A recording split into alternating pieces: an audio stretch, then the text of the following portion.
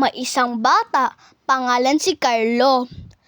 Tapos si Carlo naman, nakaupo naman sa upuan ng lolo niya at lola niya.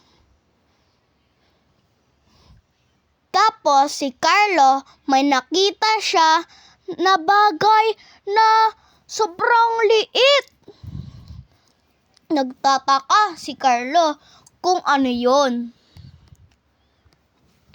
Tapos kinuha niya naman, sobrang cute na cute. Tapos binigyan na lang ng pangalan ni Carlo ang kanyang nakuha. Pinangalan niya ay Jackson. Natatakot naman yung si Jackson dahil akala niya kakainin siya. Ayun pala, sinabi ni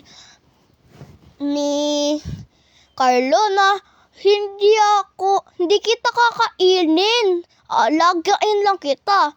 Sobrang saya nun ni Jackson kasi buhay pa siya. Nilagyan naman siya ng bandage. Tapos nagtataka si Jackson kasi kung ano nangyari. Tapos sinabi naman ni Carlo, binuli siya ni Mark. Binuli siya ni Mark. Pero okay lang yun. Sinabi naman ni Carlo. Habang natutulog si Jackson, may naisip siya habang natutulog siya. Nagpaalam naman ang kanyang owner. Siyempre, nagpaalam din ang kanyang alaga.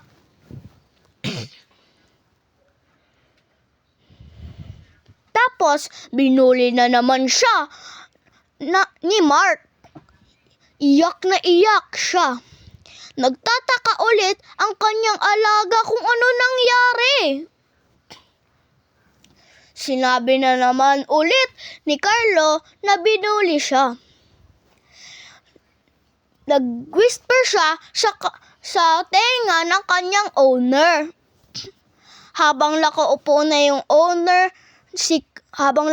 na si Carlo, nagulat naman si Mark. Kasi may narinig siyang utot. Tapos, pinagtawanan naman siya ng kanyang kaklase at mga kalaban niya. Tapos, nakaupo naman si Carlo at ang kanyang alaga. Tapos, natulog naman sila sa bahay nila.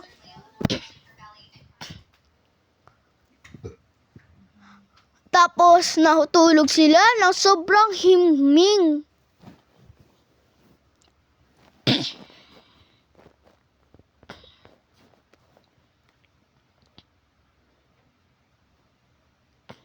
Tapos, nag-usap naman sila ng kanyang kaklase.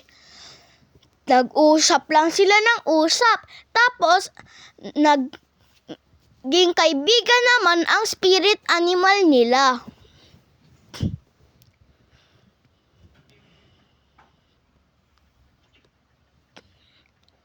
Tapos biglang pumunta naman ang kanyang isang kakasi niya, pangalan si Zack. Tapos ang isang babae naman, Alexis. Tapos ang kanyang kaklase ay nagpaalam sa kanilang alaga, kaya kumain sila. Tapos nagpaalam naman ang kanilang kaibigan. Siyempre, nagpaalam din siya.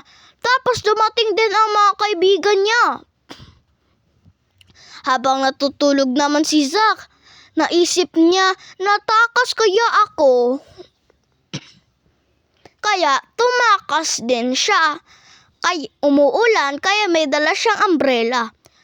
Malungkot siya kasi lakatin kay Jackson.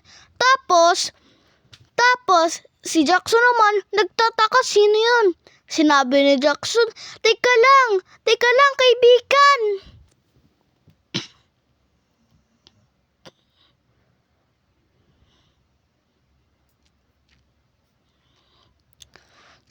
Tapos, kinuha naman ni Carlo si Max. Tapos, ibinigay niya sa kanyang kalaro. Sorry, ang kalaro niya. Tapos, si Zack kinuha si Max. Tapos, ibinigay kay Carlo para alagain. Naglalaro sila, tapos napagod sila, kaya natulog sila. Tapos, naglaro ulit sila nung pagkagising nila. Nagtataka ang owner nila kung saan sila.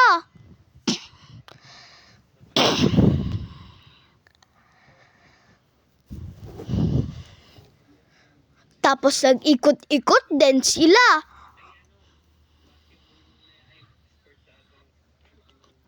Tapos biglang si Max tapos si Jackson nakuha sila ng pusa. Pero buti nakatakas sila. Tapos si Max, may nakita naman siyang puno. Tapos may pinto. Nagulat sila kasi sobrang ganda kung ano nasa loob.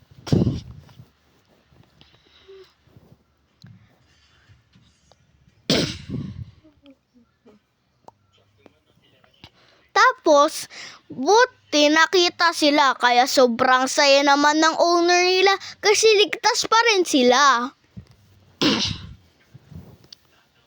Tapos sinabi naman niya, sayang di ko yun nakita, sobrang sarap kaya nun. Tapos hindi ko pa nakuha.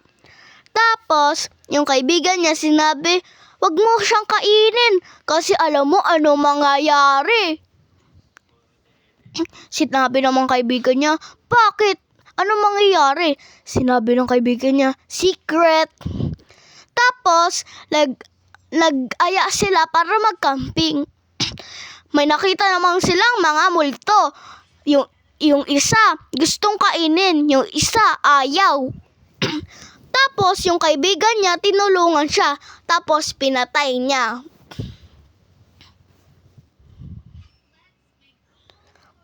Tapos, napatay naman ang kaibigan niya.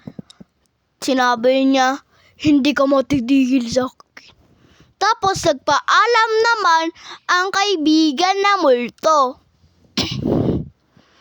Tapos, ang saya nila kasi buti, ligtas